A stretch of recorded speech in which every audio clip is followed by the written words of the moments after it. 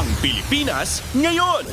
Narito na ang pinakamainit na mga balita na nakalap sa bawat sulok ng bansa. Ihahatid sa bawat Pilipino saan man kayo sa mundo. Ang Pilipinas ngayon. Pakinggan ang bawat kaganapan sa bawat lalawigan. Ito ang Pilipinas ngayon.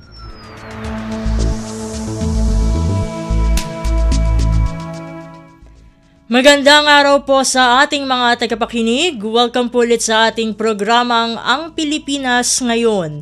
Ito po ang inyong lingkod, Steph Vicente. Samahan niyo po ako sa kabuuan ng ating palatuntunan. Tulad ng dati, mapakikinggan po ang ulat ng ating mga kapatid na himpilan sa probinsya, ang ating mga segmentong balitang negosyo at kalakalan, balitang sports at balitang artista, maging ang ilan sa mga pangunahing balita mula dito sa ating bansa. Yan po sa kabuuan ng ating palatuntunan, Ang Pilipinas Ngayon. Mga kaganapan sa Kamaynilaan at mga kalapit na lalawigan dito sa Ang Pilipinas Ngayon.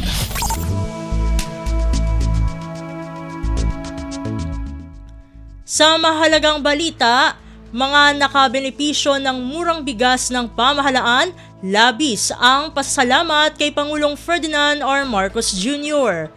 20 bigas meron na, hiniling na maipagpatuloy pa. Ang detalye ng balita ihahatid sa atin ni Alvin Baltazar. Malaking bagay sa maraming mamamayan ng 20 pesos kada kilong bigas na patuloy na itinataguyod ng Marcos Administration. Sa panayam sa maraming nakabenepisyo sa paglulunsad ng 20 bigas, meron na sa Bacoor, Cavite, ipinahayag ng ilang mga kababayan natin na malaking tulong ang murang bigas program sa kanila. Sa mahal niya ng bigas na kung saan ay 40 na ang pinakamababa, ay sadyang malaking rason ang 20 bigas para makatawid sa araw-araw. Panalangin lang ng ating mga kababayan, magtuloy-tuloy sana ang programa upang maabot ang mas marami pang nangangailangan at naghahanap ng murang bigas. Kalakip nito ay ang kanilang pasasalamat kay Pangulong Ferdinand R. Marcos Jr. at pag-asang lalo pang maipalaganap sa bansa ang magandang programa. Pakinggan natin ang mga nakabenepisyo ng 20 bigas meron na. Malaking tulong po sa aming mahihirap ang 20. Kung sa 40 nga, nahihirapan kami. Malaking pasalamat namin lahat sa ating mahal na presidente. Kaya kung hindi dahil sa kanya, wala kaming mabibili na mumurahin na bigas. Kaya BBM, nagpapasalamat po kami at kami hindi nyo kinakalimutan na mahihirap dito sa ating bansang Pilipinas. Mula sa Palasyo ng Malacanang para sa Bagong Pilipinas, Alvin Baltazar, Radyo Pilipinas, Radyo Publiko. Kumpleto, detalyadong balitaan, di papahuli sa mahahalagang kaganapan. Kamustahin ang inang bayan, ang Pilipinas ngayon.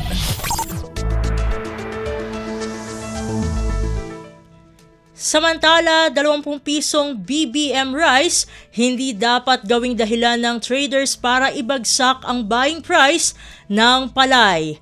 Ang kabuang ulat ihahatid naman sa atin ni Mary Ann Bastasa. Nagbabala ang Department of Social Welfare and Development laban sa mga mapagsamantalang trader na nambabarat pa rin at ginagamit ng mga rason ngayon ang programang Benting Bigas Meron Na para ibagsak ang buying price ng palay ng mga magsasaka. Ito kasunod ng mga ulat na umaabot lang sa 8 pesos hanggang 12 pesos ang kada kilo ng presyo ng palay sa ilang lugar sa Bulacan, Nueva Ecija at Pangasinan. Ayon kay DA spokesperson Asik Arnel de Mesa, hindi maaaring gawing dahilan ng trader ang Benting Bigas dahil ito ay may subsidiya ng gobyerno. Yung 20 pesos na bigas, galing yun sa NFA na binili at 24 pesos. So, why would they say na yun yung reason when in fact, the palay na ginamit na maging bigas na ibinenta, because may subsidy ang gobyerno doon eh. Hindi dapat gamitin yun na rason.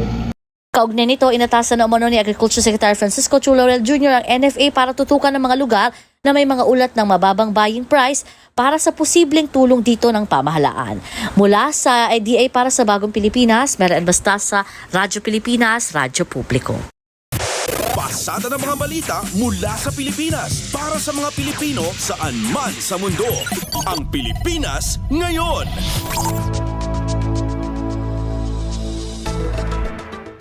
Sa iba pang mga ulat, malalimang investigasyon kaugnay sa pagkawala ng 34 na mga sabungero ipinagutos ni Pangulong Ferdinand R. Marcos Jr. Ang detalye ng balita, ihahatid sa atin ni Raquel Bayan. Ipinagutos ni Pangulong Ferdinand Marcos Jr. ang pagpapatuloy ng malalimang investigasyon sa kaso ng mga nawawalang sabungero upang mapapanagot ang mga responsable dito. Sa press briefing sa Malacanang, sinabi ni Communications Undersecretary Claire Castro na bagamat mayroon ng testimonya at 4 na witness na maaaring makatulong sa kaso, kailangan pa rin ng mabigat na ebidensya na magpapatibay sa kaso. Kaugnay nito, tiwala naman ng Malacanang sa integridad ng korte sa bansa upang mapapanagot ang mga nasa likod ng pagkawala ng mga sabungero. Payag ito na opisyal kasunod ng sinabi ni Justice Secretary Jesus Remulla na makapangyarihan ang nasa likod ng pagkawala ng mga sabungero na ang impluensya ay umaabot sa judiciary. Sabi ni Jose Castro, tiyak na masusolusyonan ang kasong ito nang naaayon sa rule of law. Wala po tayo sa integridad ng ating korte. At ito'y masisolusyonan na naaayon sa batas at naaayon sa rule of law. Mula sa Malacanang para sa Bagong Pilipinas, Raquel Bayan, Radyo Pilipinas, Radyo Publiko. Kumpleto, detalyadong balitaan, di papahuli sa mahahalagang kaganapan. Kamustahin ang inang bayan, ang Pilipinas ngayon. Samantala, case build-up kaugnay ng pagkawala ng 34 na mga sabungero, sinimulan na ng Philippine National Police Internal Affairs Service o PNP-IAS. Ang kabuang ulat ihahatid sa atin ni J. Mark Dagala. Sinimula na ng Philippine National Police Internal Affairs Service ang kanilang case build-up laban sa ilang pulis na itinuturong sangkot sa pagdukot at pagpatay sa 34 na sabungero. Ayon kay PNP-IAS Inspector General Attorney Brigido Dulay, nasa 7 pulis na ang natanggal sa serbisyo makaraang mapatunayan ang kanilang pagkakasangkot sa usapin. Kasunod dito, sinabi ni Dulay na mahalaga ang mga bagong pagbubunyag ni alias Totoy na siyang lumutang na saksi sa kaso ng mga nawawalang sabungero. Anya, maituturo ng mga pagbubunyag na ito ang pagkakatagpi-tagpi ng mga insidenteng una na napaulat noong 2021, lalo't kaiba ito sa mga kwentong lumutang sa naging pagdinig noon ng Senado. Gayunman, sinabi ni Dulay na nananatiling walang sustansya mga pahayag ni alias Totoy sa media kung hindi niya ito ilalahad sa isang sinumpaang salaysay. Mula sa Kampo Krame para sa Bagong Pilipinas, J. Mark Dagala, Radyo Pilipinas, Radyo Publiko. Pasada ng mga balita mula sa Pilipinas para sa mga Pilipino saan man sa mundo. Ang Pilipinas ngayon. Sa iba pang mga balita, Department of Justice o DOJ, pinag-aaralan kung pwedeng maging state witness ang 4 na suspect sa pagkawala ng 34 na mga sabungero. Ang detalye ng balita ihahatid naman sa atin ni DK Zarate. Papag-aralan pa ng Department of Justice kung pwedeng gawing state witness ang 4 na suspect sa pagkawala ng mga sabungero. Pero sa ngayon, wala pang nakikitang basehan ng Department of Justice para ikonsiderang state witness ang 4 na lumutang na umano'y suspect na sinasabing kasama ni alias Totoy. Sinabi ni DOJ spokesperson and Assistant Secretary Mico Calabano na hanggat hindi pa nasasampa ng kaso mga ito, hindi sila maaaring gawing o ituring na isang state witness. Ayon sa DOJ, kailangan suriin ang kredibilidad ng mga posibleng testigo at ang bigat ng kanilang testimonya.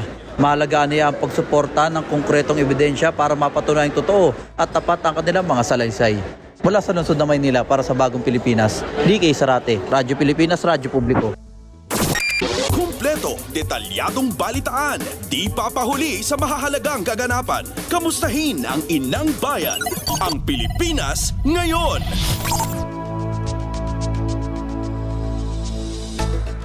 Samantala, isinusulong naman ni Senador Sherwin Gatchalian ang isang panukalang batas na magre-regulate sa online gambling para mapigilan ang lumalalang adiksyon ng mga Pilipino dito, kabilang na ang mga kabataan.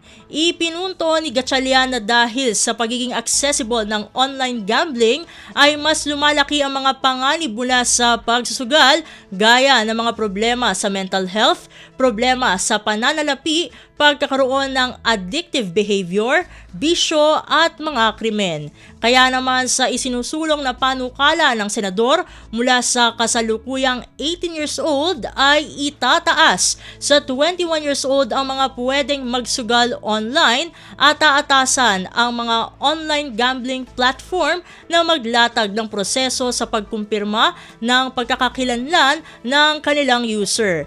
Itatakda din ang minimum na cash-in na 10,000 pesos para mapigilan ang madaling pag-access sa mga gambling platform. Ipagbabawal na rin ang paggamit ng mga electronic wallet at iba pang non-bank electronic money issuers gaya ng GCash sa online gambling. Nakapaloob din sa panukala ang mga parusa sa mga lalabag na individual, online gaming platforms at sa regulatory agencies na hindi gaganap ng kanilang trabaho. Pasada ng mga balita mula sa Pilipinas para sa mga Pilipino saan man sa mundo. Ang Pilipinas ngayon. Sa iba pang mga balita, siniguro ng Malacanang na handa ang Pilipinas anuman ang maging resulta ng negosasyon ng bansa sa Estados Unidos kaugnay sa ipinataw na 17% reciprocal tariff ng US sa bansa. Sa pulong balitaan sa Malacanang, sinabi ni Communications Undersecretary at Palace Press Officer Attorney Claire Castro na patuloy na inaaral ng economic team ng administrasyon ang mga hakbang na maaaring gawin anuman ang magiging desisyon ng Amerika sa ipinataw na mas mataas na reciprocal tariff sa Pilipinas. Sa kasalukuyan, nagpapatuloy pa aniya ang negosasyon ng dalawang bansa para dito. Pagsisiguro ng palasyo na kahit ano pa ang maging desisyon o resulta ng mga pag-uusap ay titiyakin ng gobyerno na makabubuto ito para sa kapakanan ng bawat Pilipino. Pinaghahandaan aniya ng economic team ang iba't ibang senaryo sakaling makumbinsi ng gobyerno ang US na ibaba ang ipapataw na taripa o panindigan ng Amerika ang kanilang polisiya o taasan pa ang taripa. Kumpleto, detalyadong balitaan, di papahuli sa mahahalagang kaganapan. Kamustahin ang inang bayan, ang Pilipinas ngayon. Sa iba pang mga ulat, nilinaw ng Malacanang na hindi tutol si Pangulong Ferdinand R. Marcos Jr. sa pagpapatupad ng K-12 program. Sa pulong balitaan sa Palasyo, sinabi ni Communications Undersecretary at Palace Press Officer Attorney Claire Castro na ang posisyon lamang ng Pangulo ay hindi naging ganap na epektibo ang paggulong ng programa dahil hindi naihandang maigi ng ilang ahensya ng pamahalaan para dito. Gayunpaman sa kasalukuyan, tinutugunan at pinagbubuti pa aniya ng Administrasyong Marcos Jr. ang kurikulum ng programa. Sabi ng opisyal, hanggat mayroong batas para sa implementasyon ng K-12 program, susuportahan ng pamahalaan ang programa sa pamagitan ng pagpapaigting nito. Una nang binawasan ang subject sa senior high school at nakatutok na lamang sa ilang pangunahing subjects tulad ng math, science, history at iba pang subject na magpapalakas sa life at career skills ng mga Pilipinong mag-aaral. Kumpleto, detalyadong balitaan, di papahuli sa mahahalagang kaganapan. Kamustahin ang inang bayan, ang Pilipinas ngayon. Samantala, 13 tripulante ng MV Herman Star na stranded sa Iloilo Strait na iligtas at natulungan ng Department of Migrant Workers o DMW. Ang kabuong ulat ihahatid naman sa atin ni Dayan Lear. Nailigtas at tinulungan ng Department of Migrant Workers o DMW ang 13 tripulante ng barkong MV Herman Star na halos 3 buwan nang stranded sa Iloilo Strait.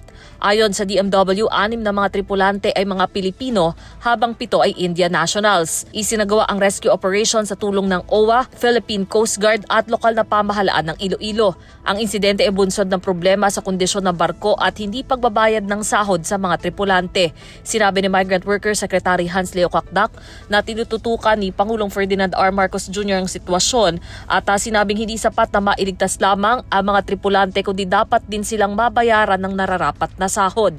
Binigyan ng tig 50,000 pesos ang bawat Pilipinong tripulante mula sa DMW Action Fund at OWA, kasama pa ang iba pang tulong mula sa pamahalaan. Samantala, nananatili sa barko ang 7 Indian nationals habang inaasikaso ng Bureau of Immigration ang pagpapauwi sa kanila. Mananagot naman ang manning agency na Erica Crew Manning Services Incorporated na kasalukuyang suspendido ang lisensya sa DMW. Mula sa Mandaluyong City para sa Bagong Pilipinas, Dayan Lea, Radyo Pilipinas, Radyo Publiko. Pasada ng mga balita mula sa Pilipinas para sa mga Pilipino saan man sa mundo. Ang Pilipinas ngayon.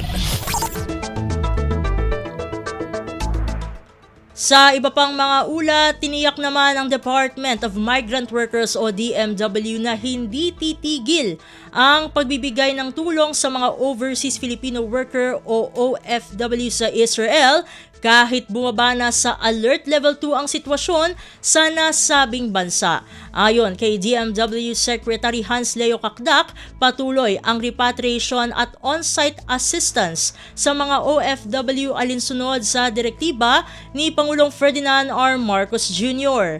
Sa datos ng DMW, 294 na mga OFW ang nabigyan ng food packs at hygiene kits habang 188 naman ang nakatanggap ng tulong pinansyal na $200 mula sa Action Fund ng ahensya.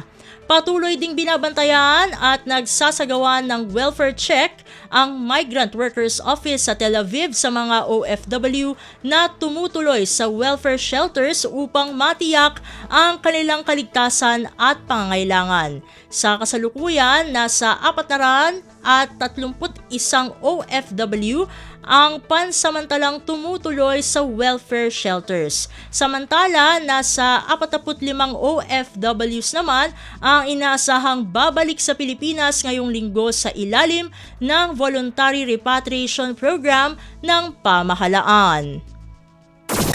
Kumpleto, detalyadong balitaan, di papahuli sa mahahalagang kaganapan. Kamustahin ang inang bayan, ang Pilipinas ngayon.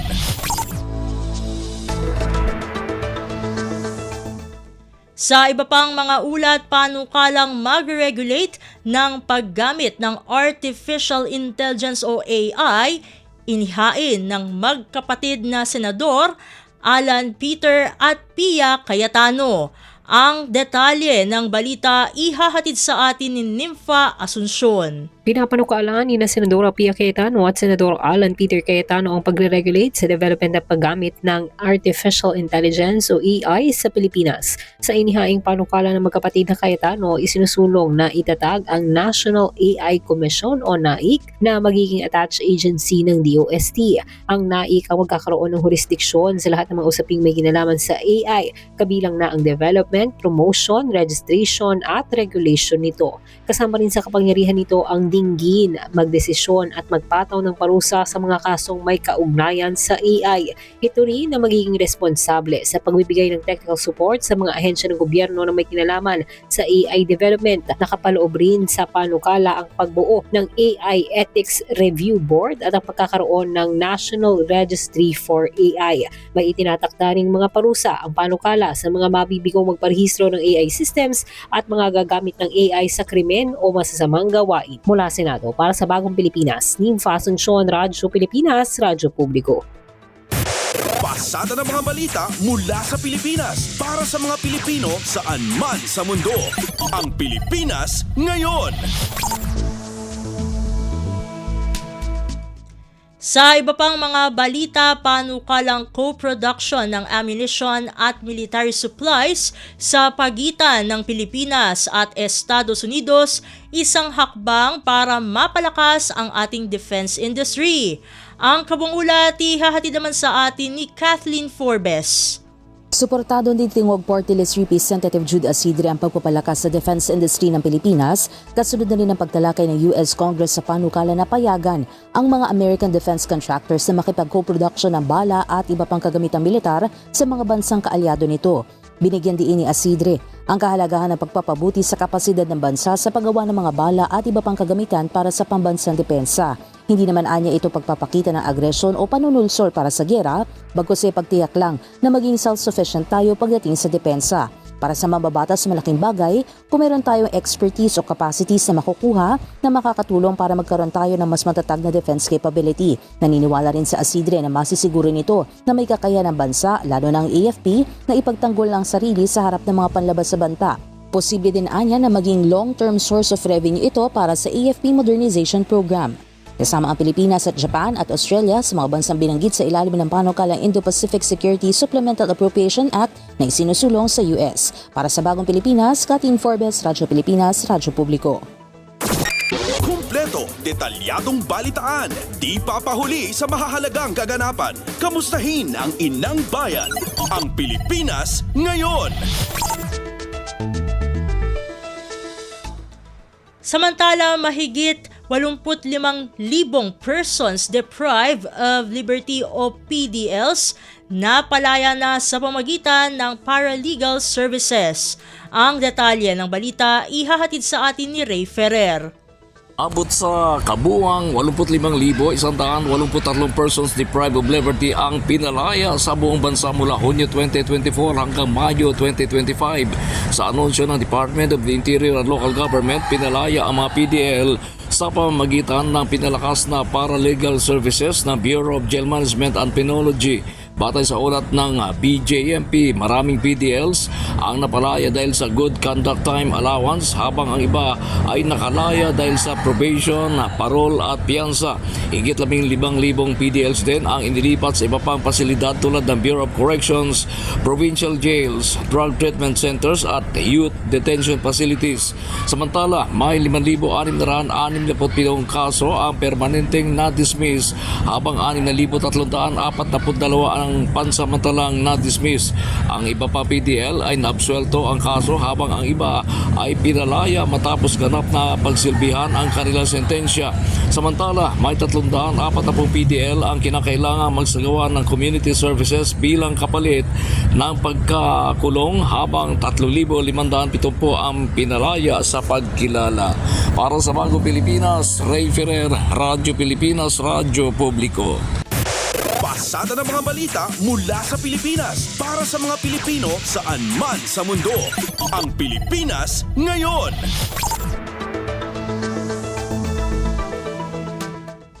Sa iba pang mga balita, Korte Suprema at bansang South Korea nagsanib-puwersa para sa modern justice system dito sa Pilipinas. Ang kabuang ulat ihahatid naman sa atin ni Lawrence Tanhoco. Para sa mas moderno at epesyenteng hudikatura sa bansa, nilunsad ng Korte Suprema, katuwang Korea International Cooperation Agency o KOICA, ang isang survey na layong pahusayin ng teknolohiya sa mga hukuman. Sa ginanap na programa noong Hunyo 30 sa Korte Suprema, opisyal na inilunsad ang KOICA Implementation Survey sa ilalim ng proyektong Improving Judicial Efficiency and Accessibility by Innovating Philippine Courts. Pangunahing layunin ng proyekto ang paggamit ng electronic systems sa mga proseso ng korte, kabilang na ang digital record management, e-filing, virtual hearings at real-time case monitoring. Pinangunahan ni Chief Justice Alexander Gesmundo ang seremonya kasama na Senior Associate Justice Marvic Leonen at Associate Justice Raul Villanueva, gayon din ang mga kitawan ng KOICA mula Korea. Ayon kay Justice Leonen, target ng eCourt Philippines na maging fully digital at paperless sa mga hukuman pagsapit ng April 2026. Binanggit din ito na mahalaga ang technical at pinansyal na suporta ng KOICA upang maisa katuparan ng nasabing proyekto. Dagdag pa naman ni Justice Villanueva, tutugma ang proyekto sa Strategic Plan for Judicial Innovations 2022-2027 ng Korte Suprema na layong pabilisin ang proseso ng hustisya at palakasin ang transparency at seguridad. Kabilang sa mga layunin ng survey ang masusing pagsusuri ng kasalukuyang batas, proseso at IT systems ng mga korte upang matukoy kung paano ito higit na mapapabuti. Tiniyak naman ng KOICA ang kailang buong suporta at dedikasyon sa proyekto para sa mas maaasahan at makabagong sistemang panghudikatura sa Pilipinas. Mula pa rin dito sa lungsod ng Maynila para sa Bagong Pilipinas, ako si Lawrence Tanhoco ng Radyo Pilipinas, Radyo Publiko. Kumpleto, detalyadong balitaan, di papahuli sa mahahalagang kaganapan. Kamustahin ang inang bayan, ang Pilipinas ngayon.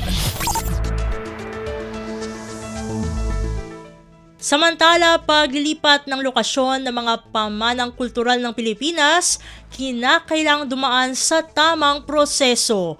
Ang detalye ng balita ihahatid sa atin ni Mary Rose Rosero ng Radyo Magazine. Muling nagpaalala ang National Commission for Culture and the Arts para sa tamang proseso ng pagluluwas sa mga cultural property ng Pilipinas. Alinsunod ito sa ipinasang Resolution No. 2021-281 o ang approving and adopting the guidelines governing the export of cultural properties from the Philippines. Naaayon ito sa inilabas na Heritage Laws o RA 10066 na inamyendahan noong 2023 ng RA 11961 kung saan ito ay nagtatakda ng mga alituntunin sa pagluluwas sa mga pamanang kultural sa bansa.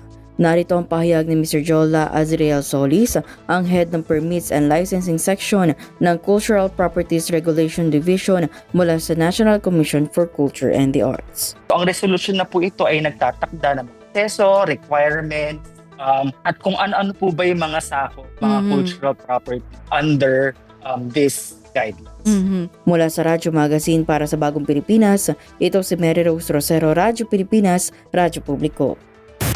Pasada ng mga balita mula sa Pilipinas para sa mga Pilipino saan man sa mundo. Ang Pilipinas ngayon.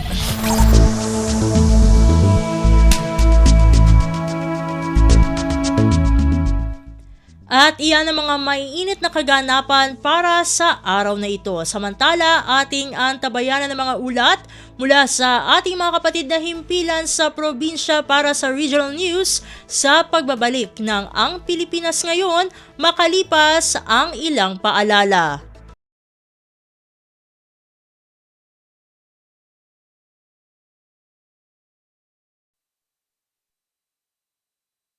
This is a public service announcement. Alamin, ito ang walang pasok guide batay sa DepEd Order No. 37 Series of 2022. Sa panahong may bagyo, automatic na walang pasok for all levels sa mga lugar na may nakataas na Tropical Cyclone Wind Signal o TCWS No. 1, 2, 3, 4 at 5. Automatic suspended naman ang klase at trabaho kung ang TCWS ay inilabas sa oras na nagsimula na ang klase. Para sa mga lugar na hindi kabilang sa TCWS, ngunit nakararanas ng malakas na hangin o ulan, nakadepende kay Mayor o kay Governor ang desisyon sa suspensyon. Tandaan, sakop lamang ng DepEd order na ito ang levels K-12 sa mga pampublikong paaralan, ngunit may option naman ang mga pribadong paaralan, state or local universities and colleges na sundin ito. This is a public service announcement. Public service announcement from PBS, Presidential Broadcast Service, and Radyo Pilipinas. Garantisadong solusyon at aksyon ang handog sa iyo ng Bagong Pilipinas Presidential Action Center. Sundin lang ang mga sumusunod para makakuha ng appointment. Para sa wala pang eGov PH app account, panoorin ang video para malaman kung paano gumawa ng account. Kung meron ng account sa eGov PH app, mag-login dito. Saka hanapin ang online registration tab para sa Bagong Pilipinas Presidential Action Center. Pindutin ito para makita ang available na government services. Piliin ang serbisyo na iyong kailangan mula sa listahan. I-upload ang requirements ng serbisyong kailangan mo. Pumili ng petsa at oras kung kailan nais pumunta sa Bagong Pilipinas Presidential Action Center. I-submit na ang iyong application at bigyan ng pagkakataon na ma-review ang iyong isinumiting requirements. Hintayin ang QR code para sa kumpirmasyon ng iyong schedule. Makakatanggap ka ng text message para malaman kung naaprubahan ito. Sakaling hindi ito maaprubahan, makakatanggap ka rin ng text message para ipaalam ang kulang na requirements sa kasubukang mag-register ulit. Kung nakatanggap na ng kumpirmasyon, maaari nang pumunta sa Bagong Pilipinas Presidential Action Center sa napiling schedule, dala ang QR code at ang mga isinumiting requirements. Huwag kalimutang dumating sa itinakdang araw at oras ng iyong appointment. Pinapaalala rin na siguruhing may kumpirmadong schedule bago pumunta sa Bagong Pilipinas Presidential Action Center para maiwasang magpabalik-balik. Simple at user-friendly ang pagpapa-appointment dito. Kaya wag nang mangamba dahil sa Bagong Pilipinas Presidential Action Center, tulong ay abot kamay na. This is a public service announcement. VAG. Ito ay isang uri ng air pollution na galing sa pulkan. Ito ay nagtataglay ng sulfur dioxide na kapag nalanghap ay maaaring magdulot ng pag-ubo, hirap sa paghinga, pangangati ng lalamunan, paninikip ng dibdib at iritasyon sa mata.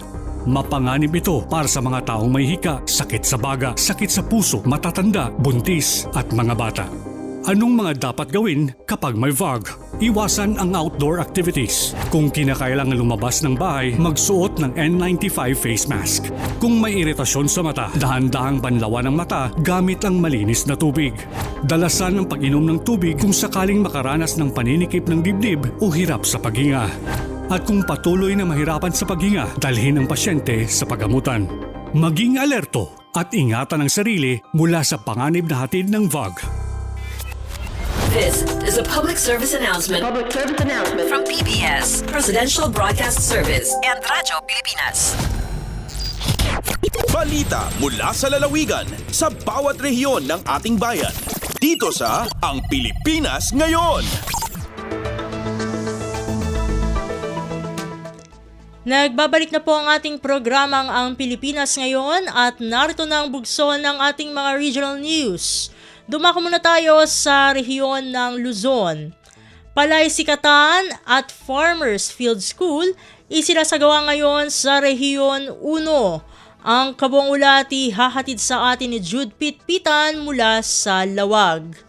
Tapno magutigot dagiti mannalon nga agigidan nga agmula ti pagay isuswat ita ti Department of Agriculture Philrice Batak City iti palay sikatan wenno techno demo. Second kini Science Research Specialist Arian Tabangay ti palay sikatan ket maminminsan mamulaan ti pagay tagarop pa 50 nga hektarya ti taltalon babaan iti mechanical transplanter. Babaan iti data magutigot dagiti mannalon amulaan ti taltalon da. Kagidan na dayta ket iti Farmer Field School apakasursuruan dagiti mannalon kadagiti field cultural practices kas iti panagigiddan nga agmula iti pagay. Babaan ngamin iti panagigiddan nga agmula dagiti mannalon maliklikan ti panagpannoray dagiti peste at daddan nga episyente ti panakausar ti danom manipod iti irigasyon nalalakan ton panagapit ken daddu mapay a benepisyo. Namuan nga itagdama at dayjay San Juan La Union ti grupo da Tabangay gaputa daytoy a lugar tinapili da pakayuswatan dagitoy a programa. Manipod diti syudad Tilawag Jude Pitpitan para iti Radyo Pilipinas World Service.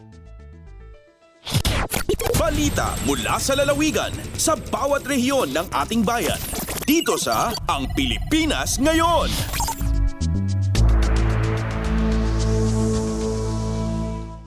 Inyong napakinggan ang ulat ni Jude Pitpitan mula sa Lawag. Puntahan naman natin ang Agoo. Iba't ibang serbisyo para sa National ID inihatid ng Philippine Statistics Authority o PSA sa mga bayan sa lalawigan ng La Union. Narito si Glenda Sarak para sa balita. Agtultuloy ti panangya si Dagte Philippine Statistics Authority no PSA ti na dumaduma serbisyo para iti National ID kadagiti umili ti La Union.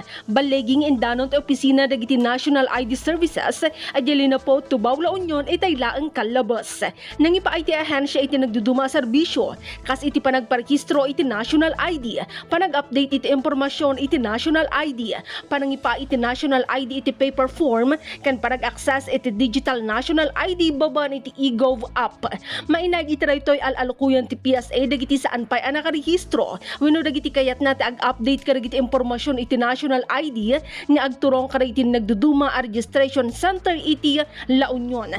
Kas iti fixed registration masarakan iti Barangay 2 iti City of San Fernando, La Union ken iti Civil Registration Services Outlet ti PSA Regional Statistical Services Office 1 masarakan iti Barangay Biday iti syudad ti San Fernando, La Union. Manipod Agoo La Union, Glenda Bakungan Sarak para iti Radyo Pilipinas World Service. Balita mula sa lalawigan sa bawat rehiyon ng ating bayan. Dito sa Ang Pilipinas Ngayon. Inyong napakinggan ang ulat ni Glenda Sarak mula sa Agoo. Dakuin naman natin ang rehiyon ng Kabisayaan. 80 estudyante sa Open High School Program sa Eastern Samar tumanggap ng tablet mula sa Department of Education o DepEd.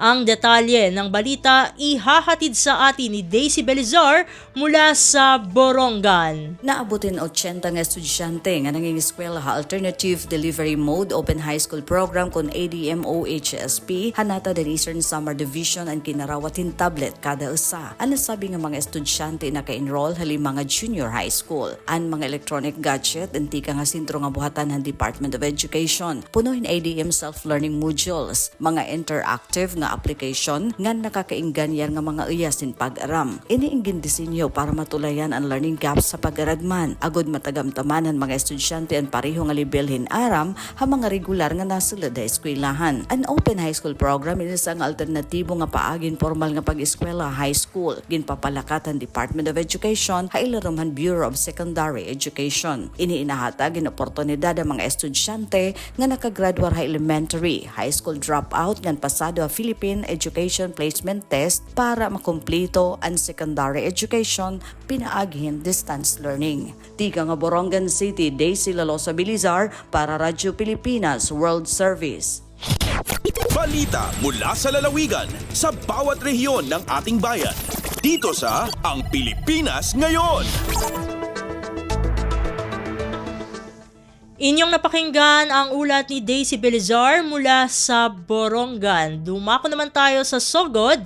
Project Turok sa bayan ng St. Bernard, kinilala bilang Best 4-H Club sa Southern Leyte. Ang kabuang ulat hahatid sa atin ni Ria Mikate. Giilang nga Best 4-H Club sa probinsya sa Southern Leyte ang Project Turok sa Barangay Pulod-Pulod, St. Bernard atol sa gipagaw niya Agri-Aqua Fair. Ang maong pasidungog gabahin sa selebrasyon sa 65th founding anniversary sa lalawigan nga gipasugdahan sa provincial government sa Southern Leyte. Katambayayong ang Department of Agriculture. Ang Project Turok mao ang youth leader organization na arm sa sangguniang kabataan ug opisyal nga narehistro ubos sa Youth Organization Registration Program sa National Youth Commission. Gidumala ang maong grupo ni Lel Gorme nga nagsilbing ehemplo sa aktibong papel sa kabatanunan sa rural development ug food security. Subay niini gikonsidera sa LG St. Bernard ang grupo nga dakong garbo sa lungsod ug inspirasyon sa tanang kabatanunan sa probinsya. Gikan sa Radyo Pilipinas sugod gini si Ria Mikati alay sa Radyo Pilipinas World Service. Balita mula sa lalawigan sa bawat rehiyon ng ating bayan. Dito sa Ang Pilipinas Ngayon. Inyong napakinggan ang ulat ni Ria Mikate mula sa Sogod. Dakuy naman natin ang rehiyon ng Mindanao. 37th National Disaster Resilience Month pinangunahan ng CDRMD sa Cagayan de Oro. Ang detalye ng balita ihahatid sa atin ni Romy Kapinpuyan mula sa Cagayan de Oro. Gipangunahan sa City Disaster Risk Reduction and Management Department kauban ang Office of Civil Defense Region 10 ingon man sa mga partner agencies niini kagapong adlaw dinhi sa dakbayan sa Cagayan de Oro ang pagsaulog sa 37th National Disaster Resilience Month sa bulan sa Hulyo. Usa ka motorcade ang natigayon nga gisalmutan sa lalaing private and barangay rescue and response team nga aktibo kanunay ang suporta ug kooperasyon sa syudad ilabi na panahon sa emergency ug kalamidad. Gipasidunggan usab sa CDRRMD ang mga partner agencies niini nga kanunay usab kauban sa LGU Cagayan de Oro sa pagpangandam ug pagtubag sa kalamidad.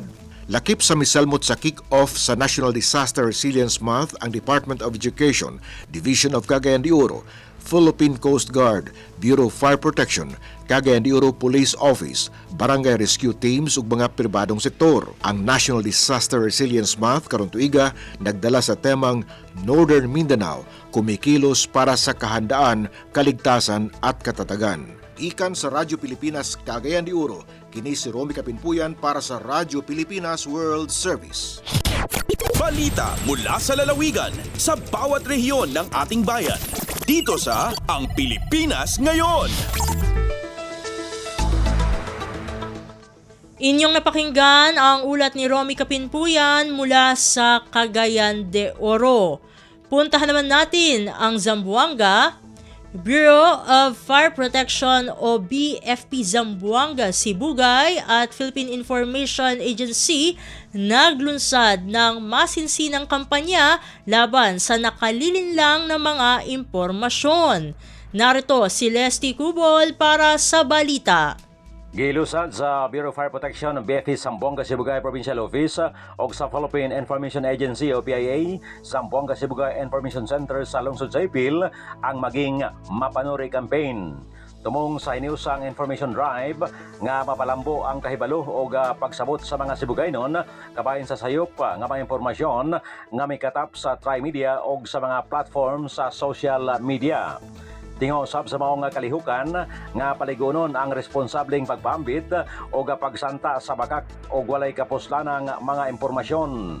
Mokapin sa usa ka gatos ka mga ginsakpan sa Bureau of Fire Protection nga nagagikan sa 16 ka mga municipal fire station sa Zamboanga Sibugay ang misalmot sa sesyon pinagi sa online platform. Kiniaron, palambo ng ilang kabatid sa pagila o pagsabot sa dili kasaligang mga impormasyon alang sa matinudanon o gulay lama sa kasaypanan nga pagpangalagad sa katawhan.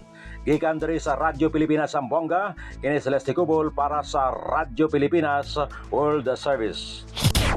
Balita mula sa lalawigan sa bawat rehiyon ng ating bayan. Dito sa Ang Pilipinas Ngayon.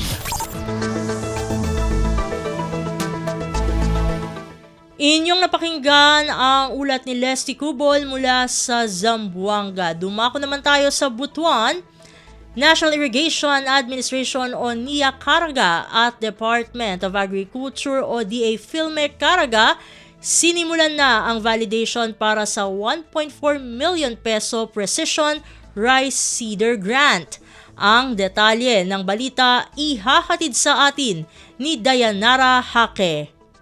Opisyal nang nagsugod ang Philippine Center for Post-Harvest Development and Mechanization con Philmec Caraga Region sa ilang site validation o documentary verification process para sa Azumca Irrigators Association nga giilang nga benepisyaryo sa Precision Rice Seeder nga nagkantidad og 1.4 million pesos. Ang validation team nag-assess sa association's organizational capacity, ang ilang gisugyot nga lugar alang sa pagtipig sa mga ekipo ug ang ilang pagkapamilyar sa pag-operate o pagbintinar sa Precision Rice Seeder, diin nagsilbi nga importanteng pamaagi sa pagsiguro sa malungtaron o epektibo nga paggamit sa precision seeder sa higayon nga kini opisyal na nga itugyan.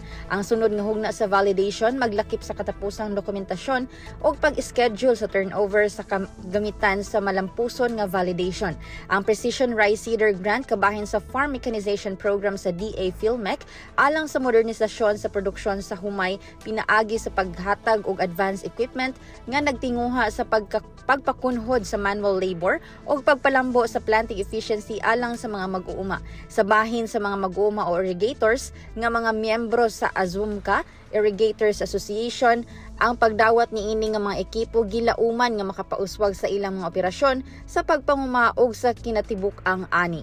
Gikan sa Radyo Pilipinas Butuan, Dayanara Hake para sa Radyo Pilipinas World Service. Balita mula sa lalawigan sa bawat rehiyon ng ating bayan.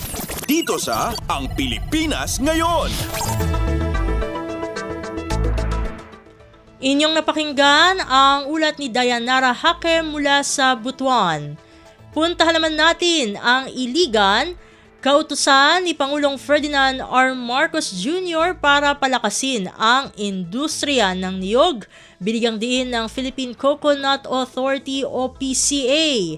Ang kabuang ulati hahatid naman sa atin ni Sharif Timhar Habib Majid. Gipasyugdan ni Philippine Coconut Authority o PCA Administrator Dr. Dexter Buted atol sa pagsaulog sa ika-66 nga anibersaryo sa Araw ng Lanao del Norte. Ang kahinungdanon sa Coconut Farmers and Industry Development Plan o CFIDP isip pagtuman sa mando ni Presidente Ferdinand R. Marcos Jr. nga paligunon ang industriya sa lubi ug pasakon ang kahimtang sa kinabuhi sa mga mag-uuma sa lubi sa tibok nasud. Matud ni Buted lakip sa CFIDP ang pagpalapad sa mga benepisyo alang sa mga mag-uuma sa lubi sa masatabang medikala, tambal ug laboratory assistance, mobile laboratory units, scholarship grant alang sa mga kwalipikadong estudyante ug loan assistance.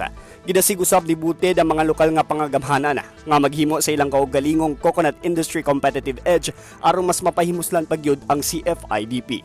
Samtang gilaw sab ni Buted, ang mga mag-uuma sa lubi sa Lanao del Norte isip tinuod nga bayaniyugan, mga bayani sa agrikultura nga padayon nga naningkamot bisan pa sa mga hagit. Gipasiug na sab niya nga ang kalampusan sa CFIDP nag-agad sa panaghiusa ug tinuod nga kabubuton sa gobyerno aron matinuod ang pagpauswag sa kinabuhi sa matag magugma sa lubi ilawom sa bagong Pilipinas. Gikan sa Radyo Pilipinas Iligan, kini Sheriff Timhar, alang sa Radyo Pilipinas World Service. Balita mula sa lalawigan sa bawat rehiyon ng ating bayan. Dito sa Ang Pilipinas Ngayon.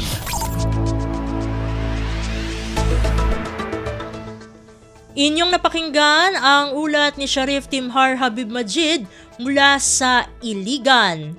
Dito na nagtatapos ang ating regional news. Dadako na tayo sa ating mga segmento. Sa pagbabalik ng Ang Pilipinas Ngayon, mapapakinggan na natin ang segmentong Balitang Negosyo at Kalakalan na ihahatid sa atin ng ating kasamang si Bea Gaza de Guzman makalipas ang ilang paalala. Paano nga ba mag-register para magkaroon ng schedule sa Bagong Pilipinas Presidential Action Center? Narito ang mga dapat gawin. Gamit ang iyong mobile device, pumunta sa eGov.ph app. Pwede itong i-download mula sa Apple App Store o sa Google Play Store. Gumawa ng account. Ilagay ang email address, valid mobile number, pagkatapos ay makakatanggap ka ng one-time code sa iyong email. Gamitin ang code sa eGov app para sa verification ng iyong account at ng mga impormasyong ibinigay. Congratulations! Meron ka ng eGov.ph app account. Pwede mo na ma-access ang iba't ibang serbisyo ng gobyerno kabilang ang mga serbisyo sa Bagong Pilipinas Presidential Action Center. This is a public service announcement. Alamin, ito ang walang pasok guide batay sa DepEd Order No. 37 Series of 2022. Sa sitwasyon ng pagbaha, automatic na walang pasok for all levels sa mga lugar na kasama sa flood warning ng Pag-asa. Automatic suspended naman ang klase at trabaho kung ang flood warning ay inilabas sa oras na nagsimula na ang klase. Para sa mga lugar na hindi kabilang sa flood warning ngunit nakararanas ng pagbaha, nakadepende kay Mayor o kay Governor ang desisyon sa suspensyon. Tandaan, sakop lamang ng DepEd Order na ito ang levels K-12 sa mga pampublikong paaralan, ngunit may option naman ang mga pribadong paaralan, state or local universities and colleges na sundin ito. This is a public service announcement. Public service announcement from PBS, Presidential Broadcast Service and Radyo Pilipinas. This is a public service announcement. Maging handa sa oras ng sakuna. Para sa iyo at sa iyong pamilya, laging siguruhin, Go Bag ay nakahanda at naglalaman ng mga sumusunod. Ilang pirasong damit, ready-to-eat na pagkain at inuming aabot ng 3 araw. Personal na gamit para sa inyong hygiene. First aid kit kabilang ang alcohol, bandages, gamot sa lagnat, ubo at sipon, pati na rin ang inyong vitamins at maintenance medicines. Maglagay ng pito, flashlight, lighter o posporo. Huwag kalimutan ang mga charger o power bank. At higit sa lahat, isama ang mga importanteng gamit gaya ng inyong mga legal na dokumento, IDs, ATM o passbook, insurance at iba pa. This is a public service announcement. Public service announcement from PBS, Presidential Broadcast Service and Radyo Pilipinas. Paliwanag mo sa tao na hindi totoo yan. Dahil ang totoo, yung totoo ang dapat ninyong malaman. Nagkalat sa internet ang fake news o mali at fake news. Tinatapon niyo yung tao. What they are doing is creating panic. We say no. Yung pagkalat ng fake news. And some of it's dangerous. Sana iwasan po natin pag-spread ng fake news. At di magpapakalat ng disinformation at misinformation ang kasulukuyang administrasyon. Stop telling us fake news because you're wrong. Para sa totoo at mapagkakatiwala ang mga balita at impormasyon, Radyo Pilipinas. Lagay ng ekonomiya, kalakalan, negosyo at iba pa. Atin ang alamin dito sa Ang Pilipinas Ngayon.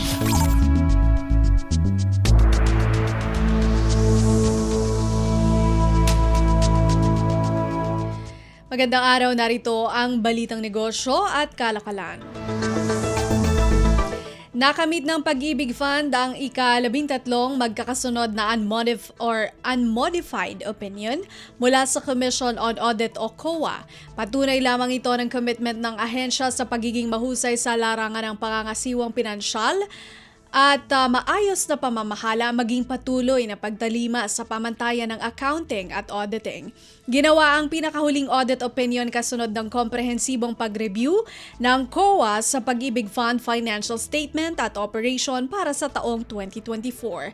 Kinumpirma sa review na lahat ng transaksyon ng ahensya ay maayos na isinagawa alinsunod sa batas at regulasyon at ang mga financial statement ay ipinresinta ayon sa pamantayan ng accounting at reporting standards ng gobyerno. Pahayag ni Secretary Jose Ramon Aliling, Head ng Department of Human Settlements and Urban Development at Chairperson ng 11-member Pag-ibig Fund Board of Trustees, patotoo ito sa paninindigan ng Pag-ibig sa pinakamataas na standard sa pangangasiwa sa hard-earned savings ng mga miyembro nito.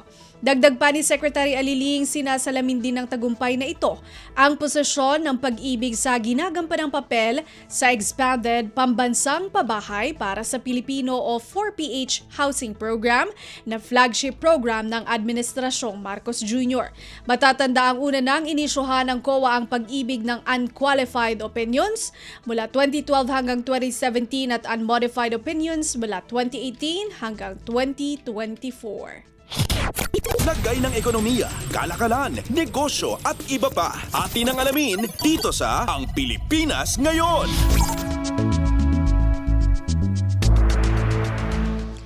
Inilunsad ng Department of Trade and Industry o DTI ang Women's Enterprise Fund kung saan maaari na mag-avail ang mga women-owned and women-led micro, small and medium enterprises o WMSMEs ng pautang o loan na nagkakahalaga ng hanggang 20 million pesos.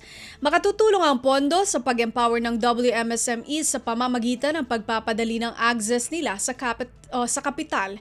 Sa ilalim ng Small Business Corporation na SB Corp, magbibigay ang DTI ng loan mula 30,000 pesos hanggang 20 million pesos na may 1% buwan ng interes, batay sa diminishing balance.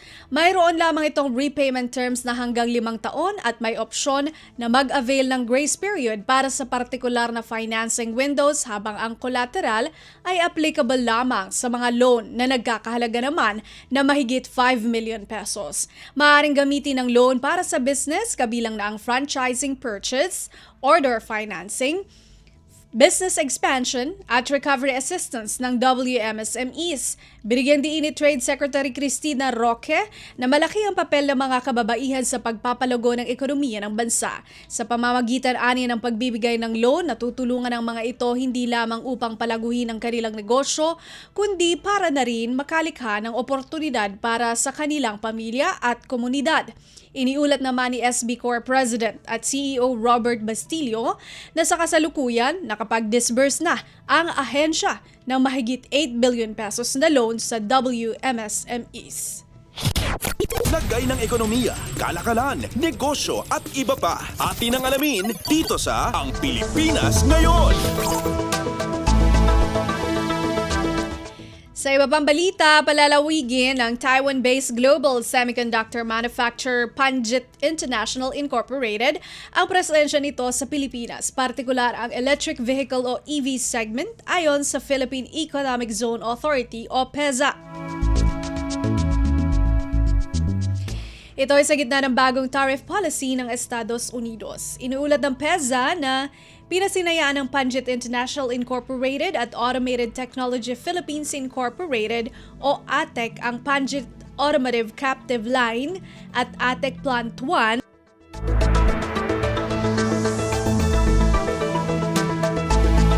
Light Industry and Science Park sa Cabuyao, Laguna. Pahayag ni Panjit President Jeff Fang,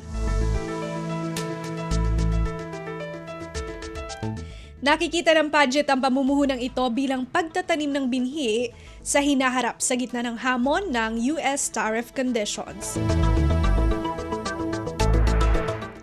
Sinabi naman ni PEZA Deputy Director General for Operations Vivian Santos na mahalagang milestone ang proyektong ito para sa semiconductor industry ng bansa.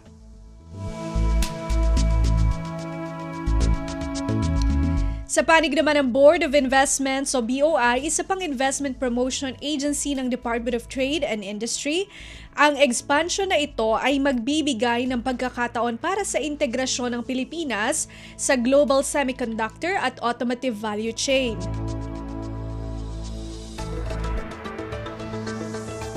Ang Budget International ay gumagawa, nagpoproseso, nagkakabit at nagdidistribute ng semiconductors sa iba't ibang global markets.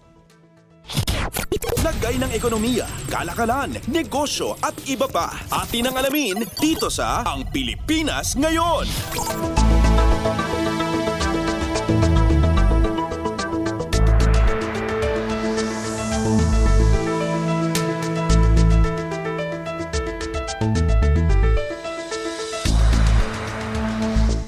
At pangwakas sa ating balitang negosyo at kalakalan, as of July 3, 2025, narito naman ang palitan ng piso kontra sa ibang mga salapi.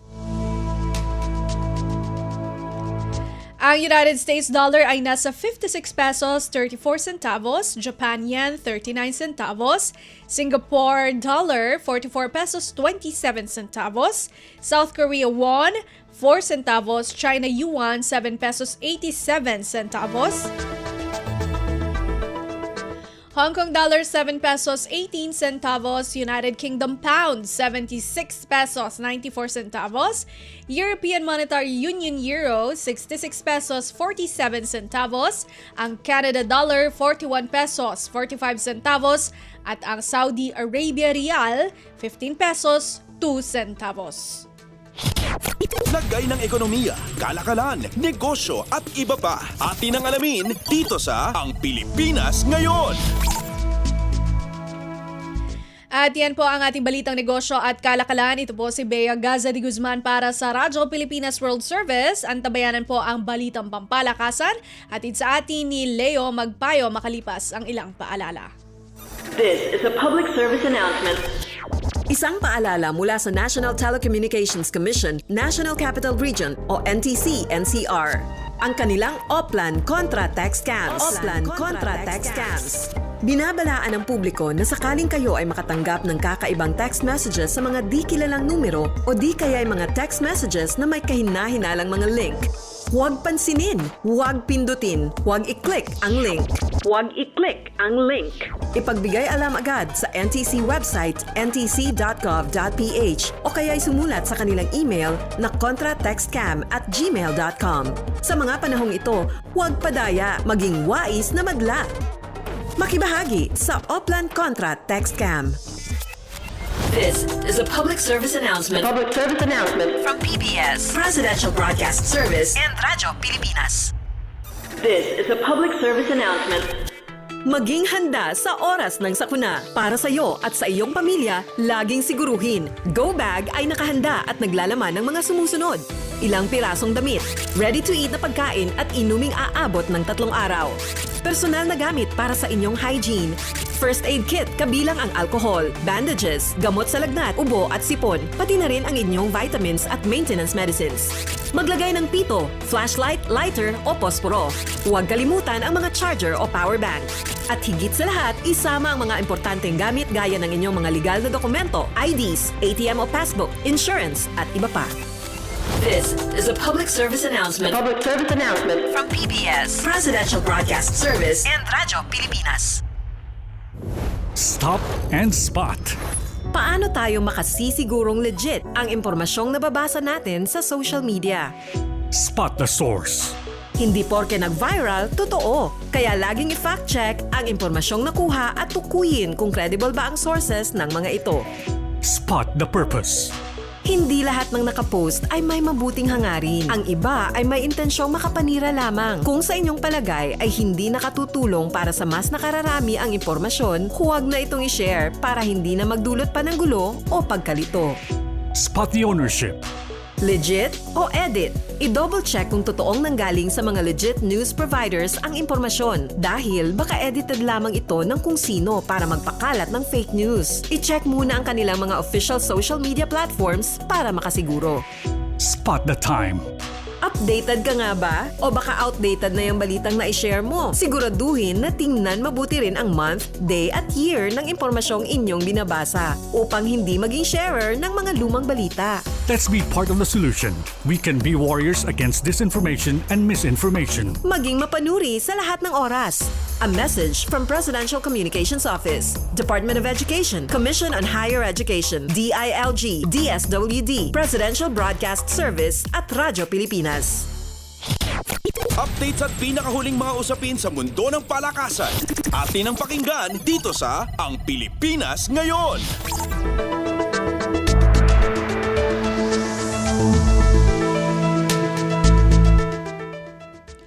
At nagbabalik po ang ating programang Ang Pilipinas Ngayon. Samantala, narito naman po ang sports balita. Lumapit sa isang panalo na lamang ang Token Tex para makapasok ng finals pagkatapos pabagsakin ang Rain or Shine 108-92 sa Game 4 ng PBA Philippine Cup Semifinals na ginanap sa Mall of Asia Arena nitong Miyerkules. Dahil sa panalo, nakuha ng tropang 5G ang 3-1 abanse sa serye. Lumiyab ang tambalang Brandon Ganuelas Rosser at Jordan Heading kung saan nakapagrehistro sila ng kabuang 45 puntos. Nakagawa ng double-double si Ganuelas Rosser na may 22 puntos at 11 rebounds, kasama pa ang isang tapal, habang naglista ng team high 23 puntos si Heading, sahog pa ang 6 na assists, 5 rebounds, 1 steal at 1 tapal. Nagambag naman si Calvin Oftana ng 16 na puntos, 7 boards at 4 na assists bago siya lumabas dahil sa isang sprained ankle. Nanguna naman si Gabe Norwood sa panig ng Elasto Painters sa narehistro nitong 18 puntos, 9 na rebounds, 1 assist at 1 steal, habang nakakuha ito ng tulong mula kay Andre Karakut na nagtapos na may 16 na puntos, 7 assists at 2 rebounds. Sa isa pang semi-finals showdown, dinomina ng San Miguel ang Barangay Ginebra 107-82 para tablihin ang kanilang serye sa 2-all.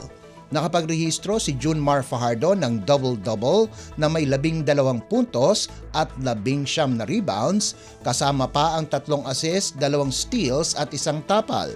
Nagtapos naman si CJ Perez na may game high na 19 na puntos, sahog pa ang 7 assists, 5 boards, 1 steal at 1 block, habang nakascore ng 14 na puntos si Wami Chongson. Pinangunahan ni Troy Rosario ang Barangay Ginebra ng may 14 na puntos at 7 rebounds, habang nagtapos na may 12 puntos si Jamie Malonzo. Gaganapin ang Game 5 ng serye itong darating na Biyernes. Updates at pinakahuling mga usapin sa mundo ng palakasan. Atin ang pakinggan dito sa Ang Pilipinas Ngayon.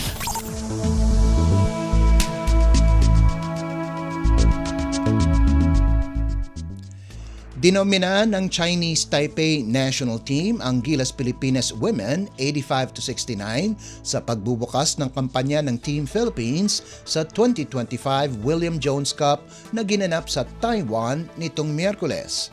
Pinangunahan ni Jack Animam at Naomi Panganiban ang Nationals, kung saan nakalikom ang Veteran Center ng 18 puntos, 9 na rebounds, 3 assists at 2 steals, habang ang nakababatang guard ay nagrehistro ng 11 markers, 3 boards, 2 assists at 2 steals. Nagambag naman si Elia Fajardo ng 10 puntos, habang sina Sumaya Sugapong at Vanessa De Jesus ay nagtapos na may tig-7 puntos bawat isa para sa koponan na minamanduhan ni head coach Patrick Aquino. Subalit ang mga puntos na yon ay hindi sapat kaya't bumagsak sa 0-1 record ang Gilas sa torneo. Naging balakid para sa Gilas ang 6'4" reinforcement ng Taiwan na si Sydney Cooks, kung saan nagposte ito ng double-double na may 17 puntos at 11 rebounds, sahog pa ang 1 assist at 2 steals. Updates at pinakahuling mga usapin sa mundo ng palakasan. Atin ang pakinggan dito sa Ang Pilipinas Ngayon.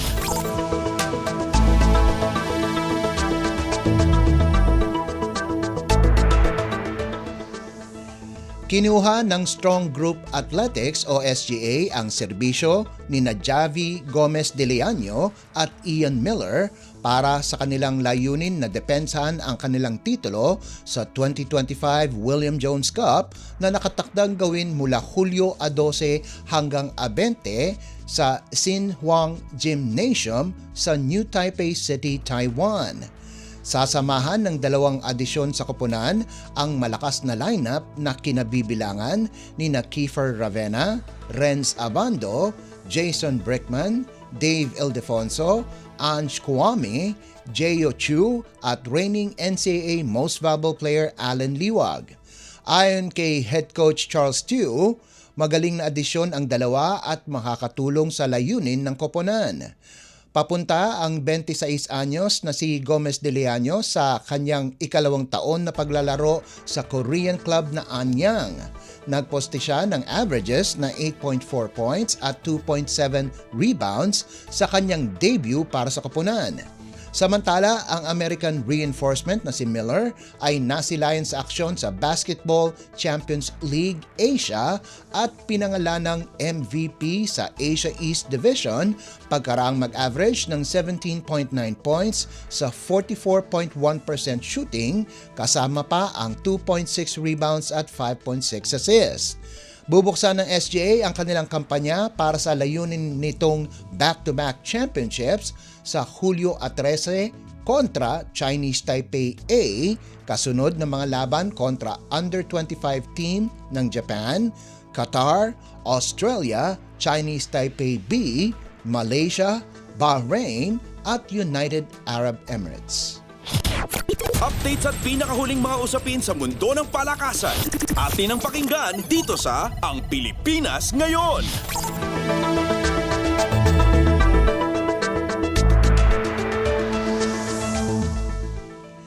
Nakatakdang magbukas ng panibagong kabanata sa kanyang buhay si Mars Alba sa kanyang karera bilang isang mahusay na setter pagkatapos iwanan na ang Choco Mucho Flying Titans pagkaraan ng halos 2 taong paglalaro sa koponan. Inanunsyo ito ng Choco Mucho sa gitna ng kanilang kampanya sa pagpapatuloy ng Premier Volleyball League o PVL on Tour at ang kasalukuyang paglalaro ni Alba para sa Alas Pilipinas Women sa VTV Cup sa Vietnam. Sumali sa Choco Mucho ang dating setter mula De La Salle University sa UAAP noong Enero ng nakalipas na taon pagkatapos ianunsyo ang disbandment sa kanyang dating koponan na F2 Logistics. Kasama sina Libero Bia General at Spiker Mean Mendres, pinalakas nila ang Flying Titans kasunod ng pag-alis ni Denden Lazaro Revilla, Caitlin Viray at Bea De Leon.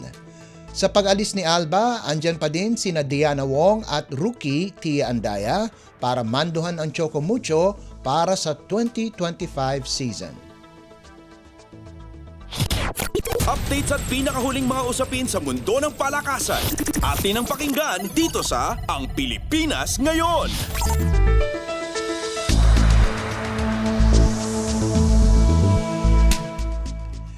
At bilang pangwakas sa ating segmentong sports balita, pamumunuan ni basketball legend Benji Paras ang mga future stars ng basketball kung saan magsisilbi itong commissioner ng Philippine Youth Basketball Championship o PYBC. Kasama si Deputy Commissioner, Women's Maharlika Pilipinas Basketball League o WMPBL Champion Coach Paulo Layug at Tournament Director, Momentum PH Founder Carl Villanueva. Nakatakdang pangunahan ni Paras ang mga bagong mukha sa liga na nakatuon sa pagsama-sama ng aksyon at analytics. Sinabi ng 4-time PBA champion na makakatulong ang PYBC para maipakita ng mga kabataan ang kanilang galing at kakayahan at hindi na nila kailangang mag-antay para mahanap sila ng mga coach. Ang mga coach ng mga eskwelahan, dagdag ni Paras, ay magkakaroon ng mas madaling paraan para makita sila, i-recruit sila at posible ding maggamit ng atleta para maipakita ang kanilang nagawa sa social media. Layunin ng PYBC na maging plataporma ng mga kabataan para sa paghihinang ng kanilang talento. Magbibigay ang PYBC sa mga koponan ng halftime analysis para sa evaluation ng performance na koponan, performance reports pagkatapos ng laro na may detalyadong pagsusuri, statistical review ng performance ng mga player, kalakasan at mga bagay na kailangan nilang paghusayan at advanced analytics at performance metrics. Ang kauna-unahang season ng PYBC ay tatakbo mula Agosto ngayong taon hanggang Hunyo 2026 at magkakaroon ito ng dalawang komperensya na mayroong rotating age divisions sa ilalim ng single round robin format. Magsisimula ang unang komperensya ng PYBC sa Agosto at magtatapos sa Oktubre at tampok nito ang age groups na 11 under division o sa mga player na pinanganak noong 2014, 13 under division o sa mga pinanganak ng 2012 at 15 under division o sa mga pinanganak noong 2010. Pagkatapos ng single round eliminations, ang mga koponan ay aabanse sa quarterfinals. Pagkatapos, ang mga nanalong koponan ay papasok sa knockout semifinals at patungo sa best of 3 finals. Updates at pinakahuling mga usapin sa mundo ng palakasan. Atin ang pakinggan dito sa Ang Pilipinas Ngayon.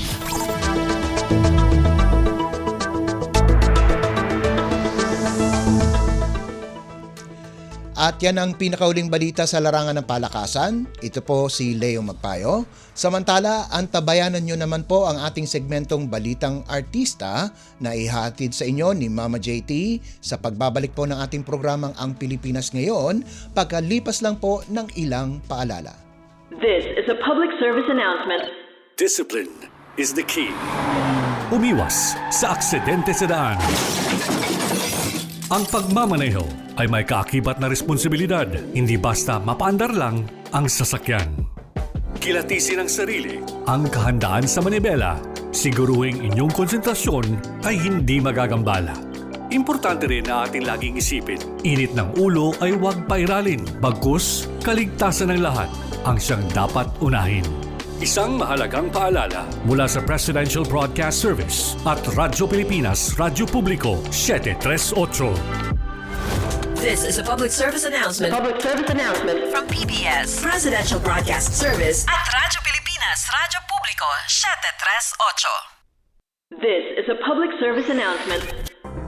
VOG. Ito ay isang uri ng air pollution na galing sa pulkan. Ito ay nagtataglay ng sulfur dioxide na kapag nalanghap ay maaaring magdulot ng pag-ubo, hirap sa paghinga, pangangati ng lalamunan, paninikip ng dibdib at iritasyon sa mata. Mapanganib ito para sa mga taong may hika, sakit sa baga, sakit sa puso, matatanda, buntis at mga bata. Anong mga dapat gawin kapag may VOG? Iwasan ang outdoor activities. Kung kinakailangan lumabas ng bahay, magsuot ng N95 face mask. Kung may iritasyon sa mata, dahan-dahang banlawan ng mata gamit ang malinis na tubig. Dalasan ang pag-inom ng tubig kung sakaling makaranas ng paninikip ng dibdib o hirap sa paghinga. At kung patuloy na mahirapan sa paghinga, dalhin ang pasyente sa pagamutan. Maging alerto at ingatan ang sarili mula sa panganib na hatid ng VOG. This is a public service announcement. Public service announcement From PBS, Presidential Broadcast Service and Radyo Pilipinas. Ang latest, ang hottest sa showbiz and entertainment. Heto na sa Ang Pilipinas Ngayon.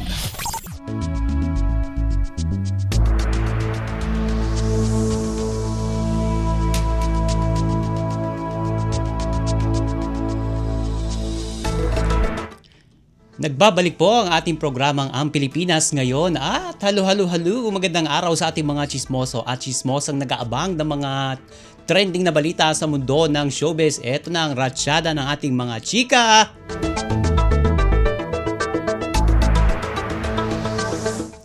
Mukhang happy na ang puso ngayon ng aktres na si Christine Reyes matapos ang breakup nila ni Marco Gumabaw. Usap-usapan sa ating mga marites ang bagong inspirasyon ni Christine sa katauhan niya ng dating chairperson ng National Youth Commission or NYC na si Gio Tingson. Spotted together kasi ang dalawa sa ilang pagkakataon na magka-date at base raw sa nasaksihan ng mga nakakakita sa kanila, mukhang nagkakamabutihan na nga raw sila. Ayon sa revelasyon ng talent manager at host na si OG Diaz, feeling niya naka-move on na si Christine sa breakup nila ni Marco kaya nagsimula na rin siya makipag-date.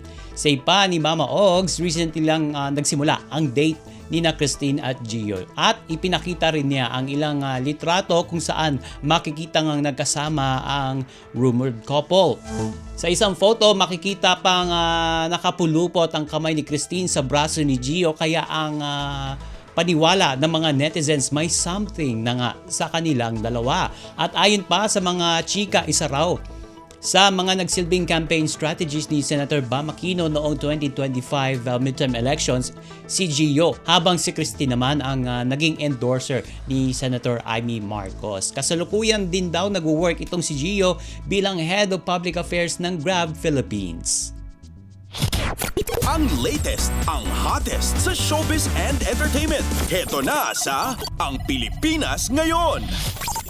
Samantala, inamin ng aktres at dating beauty queen na si Precious Lara Kigama na hindi madali ang pagiging preschool teacher sa kanyang kasalukuyang trabaho sa Canada. Sa isang panayam, nagbahagi si Lara kung ano ang buhay niya ngayon bilang Early Childhood Educator or ECE sa ibang bansa. Sabi niya, preschool teacher ako. Meron akong 4 classes ng preschool, afternoon, out of school care. Iba-iba yung age group na nahahawakan ko, which is good too kasi masarap. Masarap yung feeling na iba-iba yung level ng bata yung nakakasama ko, nakakausap ko. Yan ang chika ni Lara sa panayam ng Filipino-Canadian media outfit na Omni TV. Sa ipa ng aktres, dream come true ang pamumuhay nila sa Canada, lalo na ang pagtatapos niya ng kursong Early Childhood Education sa Langara College. April ng nakarang taon nang mag-migrate silang mag-asawa, eto nga si Marco Alcaraz at ng 3 nilang anak sa British Columbia sa Canada. Say ni Lara, hindi madali ang maging preschool teacher sa ibang bansa. Sabi niya, quote and quote, dito sa Canada, everyone's included. Gusto nila, di ba, very inclusive dito. At syempre, nagbigay din ng advice sa mga Pinoy na gustong mag-migrate.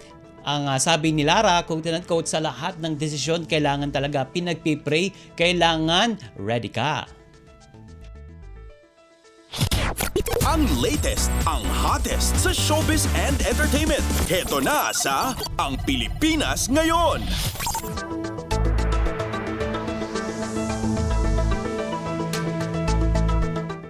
At sa uli natin chika for today, rumesbak ang aktres na si Sunshine Cruz sa chismis na hiwalay na raw sila ng negosyanteng si Atong Ang.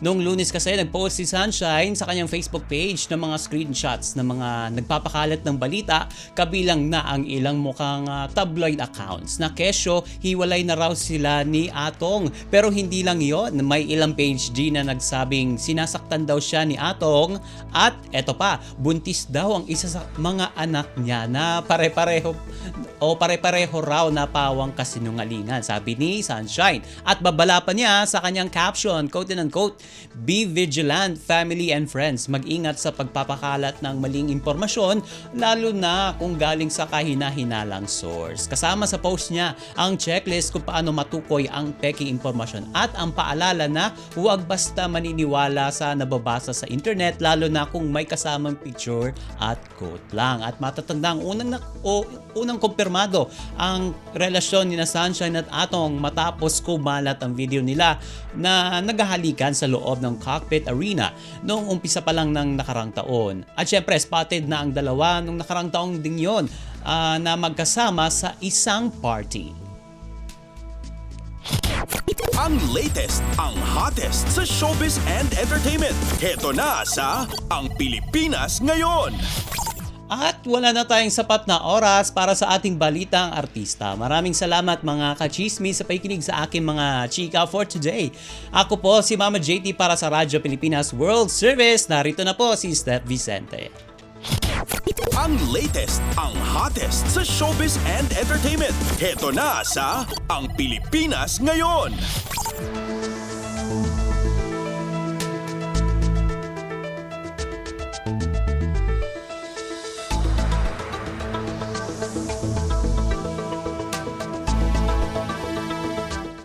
At yan na po ang kabuuan ng ating programa para sa araw na ito. Samantala, magpapasalamat na tayo sa ating mga nakasama sa studio na sina Milo Jonella, Susan Aison, Hiro Lucero at Anthony Pimentel.